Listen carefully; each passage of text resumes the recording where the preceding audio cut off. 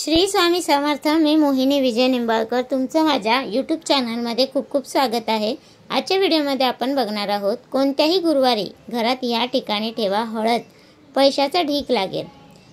जीवनातील प्रत्येक क्षेत्रात, मग ते आहार असो किंवा मंगल गोष्टी कार्य असो, हळद वापरली जाते।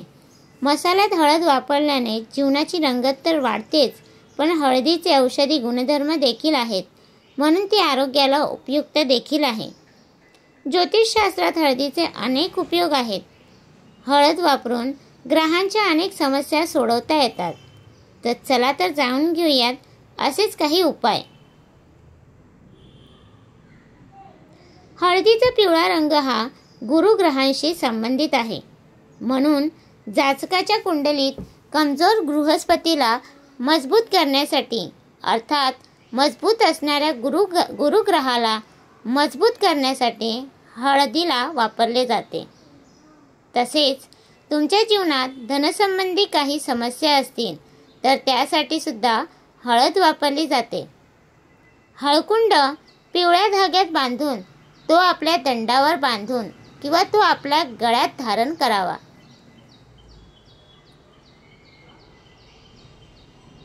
हे आपण गुरुवारी धारण करायचे आहे। पैशाच्या सर्व समस्या असतील तर त्याही या उपायाने सुटतात अशी मान्यता आहे। तसेच हळद केवळ हिरव्या रंगाची नसते, तर ती नारंगी आणि पिवळ्या रंगाची देखील असते। पिवळ्या हळदीचा संबंध बृहस्पती म्हणजे गुरुग्रहाशी संबंध आहे। काळ्या हळदीचा संबंध शनी ग्रहाशी आहे आणि नारंगी हळदीचा संबंध मंगळ ग्रहाशी आहे। कर्करोग किंवा पोटासंबंधी काही आजार असतील तर हळदीचे दान नक्की करावे। दररोज हळदीचा एक टिक्का लावून घरातून बाहेर पडल्याने यामुळे आपल्या वाणीला शक्ती येते। तसेच विवाहात अडचणी येत असल्यास आंघोळीच्या पाण्यात चिमूटभर हळद टाकून त्या पाण्याने आंघोळ करावी।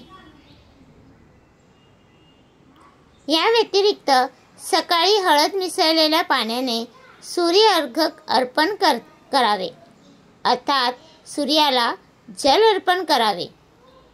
आपण त्या कलशावर ज्यात पाणी आहे त्याला देखील हळदीचा टिक्का लावावा।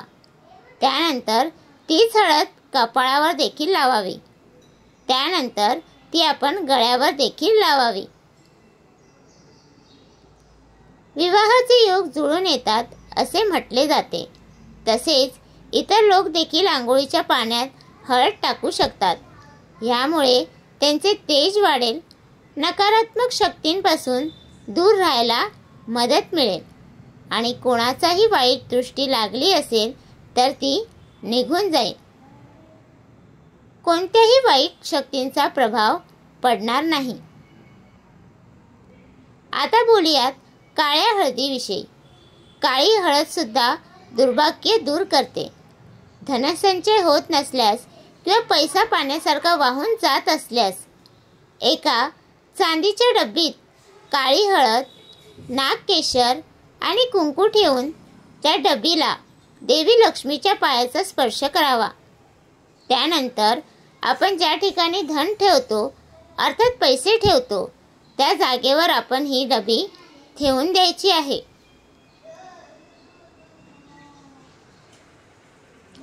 चांदीच्या डबीऐवजी तुम्ही कोणत्याही धातूची डबी वापरू शकता किंवा एका शुभ मुहूर्तावर एका पिवळ्या कपड्यात काळी हळद, एक चांदीचा सिक्का ठेवून त्याला दोऱ्याने बांधावे व त्याला तिजोरीत किंवा लोकरमध्ये ठेवावे।